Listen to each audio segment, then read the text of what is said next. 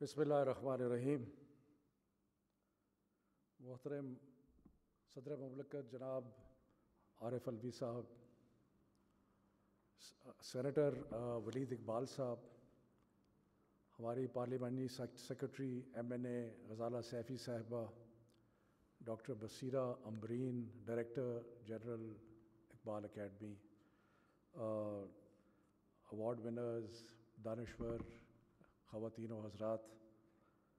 سب سے پہلے تو میں پریزیڈنٹ صاحب آپ کا بہت مشکور ہوں۔ میں یہ کئی دفعہ کہہ چکا ہوں، لیکن یہ حقیقت ہے کہ جب سے آپ صدر مملکت ہوئے ہیں، ایوان صدر جو ہے وہ واقعی ہر طریقے سے، ہر زاویے سے علم کا گہوارہ بنا ہے، اور آج کی تقریب جو یہاں پہ ہو رہی ہے یہ اس چیز کی مظہر ہے اور اس چیز کی غبازی کرتی ہے، تو میں آپ کا بہت ہی مشکور ہوں۔ میری کافی ساری ذمہ داریاں ہیں، تعلیم کی وزارت اور بہت سارے، لیکن سب سے خوشگوار ذمہ داری جو ہے وہ یہ ہے کہ مجھے اقبال اکیڈمی کو صدارت کہہ لیں، اس کی خدمت کا موقع جو ہے وہ مجھے مل رہا ہے، اور اسی سلسلے میں جو آج کی تقریب ہے یہ اس کا حصہ ہے۔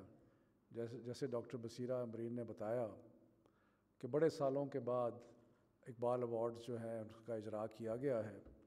اور پتہ نہیں کیوں اتنے 10 سال یہ نہیں ہوا، لیکن ہونا چاہیے تھا، اور مجھے ایک دلی خوشی محسوس ہو رہی ہے کہ یہ ہم آج کے دن تک پہنچے ہیں۔ ڈاکٹر بصیرہ امبرین صاحبہ جب سے انہوں نے اس چارج سنبھالا ہے، جو اقبال اکیڈمی کی ایکٹیویٹیز ہیں اس میں بے شمار اضافہ ہوا ہے، اور خود بھی بہت بڑی اسکالر ہیں، تو اس لیے مجھے بڑی خوشی ہے کہ انہوں نے ایک لیڈنگ رول لیا اس چیز میں، اور آج ہم یہ اقبال ایوارڈز جو ہیں وہ تقسیم کر رہے ہیں۔ دوسرا، ہمارے سینیٹر ولید اقبال صاحب، ایک تو ان کی علامہ اقبال کی فیملی میں سے ہیں، لیکن ماشاءاللہ وہ خود بھی بڑے اسکالر ہیں اور بڑی خوبصورت تقریر کرتے ہیں، اور ان کی بات آنا تو اور بھی مشکل ہو جاتا ہے کیونکہ وہ جس فصاحت اور بلاغت سے بات کرتے ہیں۔ اور میں نے سوچا کہ جب اتنے اسکالرز وہاں پہ بیٹھے ہیں، اور میں قطعاً اقبال اسکالر نہیں ہوں، لیکن میں نے سوچا کہ میں پھر کیا بات کروں گا، تو مجھے خیال آیا کہ ایک لحاظ سے مجھے بات اس لیے کرنی چاہیے اور علامہ اقبال پہ بھی بات کرنی چاہیے کیونکہ ہم لوگ جن کو اسکول میں اور کالجز میں علامہ اقبال کی فکر سے اور ان کی شاعری سے روشناس کرایا گیا، تو شاید جو اسکالرز یہاں پہ موجود ہیں وہ دیکھیں کہ ایک عام آدمی کا جو ایک انڈرسٹینڈنگ ہے اقبال کی وہ کیا ہے، کیونکہ میری انڈرسٹینڈنگ کسی اسکالر کی انڈرسٹینڈنگ نہیں ہے، میری انڈرسٹینڈنگ ایک عام آدمی کی انڈرسٹینڈنگ ہے، جو کہ اسکول میں، کالج میں اور پاکستانی ہونے کی حیثیت سے جس نے علامہ اقبال کو پڑھا ہے یا پڑھایا گیا ہے۔ تو ایک چیز تو یہ سمجھ میں آتی ہے کہ تاریخ کا جو بھی دور مختلف ادوار جو ہوتے ہیں، ہر دور ایک اپنا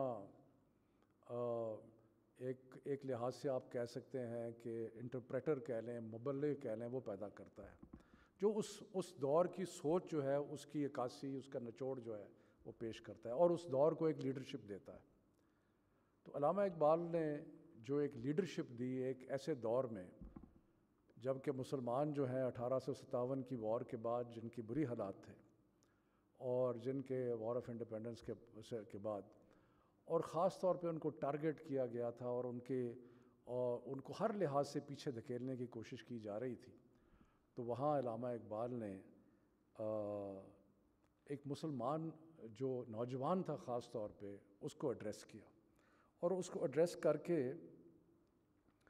انہوں نے مختلف قسم کی طریقے سے مسلمان نوجوان جو تھا اس کو ایک ہمت اور طاقت دینے کی کوشش کی، اور ایک تو ان کا شعور بیدار کیا کہ ہر لحاظ سے شاہین کا جو تصور جو مجھے سمجھ میں آتا ہے وہ یہ ہے کہ آپ نوجوانوں کو کہہ رہے ہو کہ آپ پہاڑوں میں چٹانوں میں بسیرا کرنے والے ہو، آپ زمین کے مخلوق نہیں ہو، آپ بہت ایک خاص چیز ہو. یا مسلمان یوتھ کو کہا کہ کس گردوں کا تو ہے ایک ٹوٹا ہوا تارا. تو یہ سارا جو تھا نا ایک rising the Muslim youths consciousness جو تھی اس کو اور اس کی اور یہ جو مجھے سمجھ میں آتا ہے کہ جو خودی کا جو سارا فلسفہ ہے اس میں بہت سارے پہلو ہیں اور اسکالرس کو تو بہت سارے پہلو اس کے نظر آتے ہوں گے جو مجھے نظر نہیں آئیں گے. لیکن ایک پہلو تو مجھے نظر آتا ہے کہ آپ اپنے اندر ایک کانفیڈنس پیدا کریں. آپ اپنے اندر ایک کہ اپنے آپ کو آپ کہیں بھی لے جا سکتے ہیں,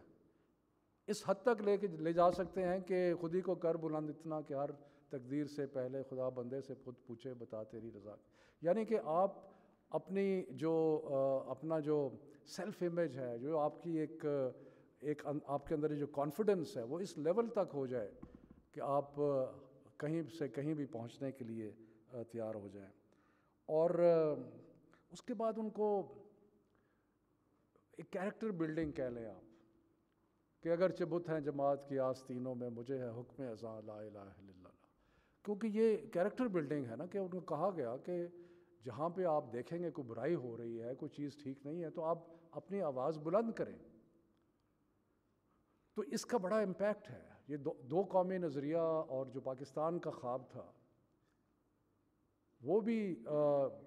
ایک لحاظ سے مسلمان کا جو نوجوان تھا یا مسلمان یعنی ہند کو یہ تھا کہ آپ ان میں سے نہیں ہیں, آپ ایک مختلف قوم ہیں اور آپ کا ٹھکانہ اور بسیرا بھی مختلف. تو اس کا بہت بڑا امپیکٹ ہوا. اور جیسے کہ اگلے دن بھی ہم ڈسکس کر رہے تھے کہ یہ آئیڈیاز ہیں جو تبدیلی لاتے ہیں. جو ریولوشن آتا ہے وہ آئیڈیاز سے آتا ہے. طاقت یہ جنگ سے اور ہتھیاروں سے وہ تو بعد کی بات ہے, پہلے ایک آئیڈیاز سے. آئیڈیاز جیتتے ہیں. اور اقبال نے جو پاکستان کا تصور پیش کیا اور جو ایک آئیڈیا دیا اس نے پاکستان کو بنانے میں بہت مدد کی. میں صرف چند ایک چیزیں آپ کی خدمت میں گوش گزار کرنا چاہتا تھا. اگین انڈرسٹینڈنگ کہ شاید میں کوئی غلط بات بھی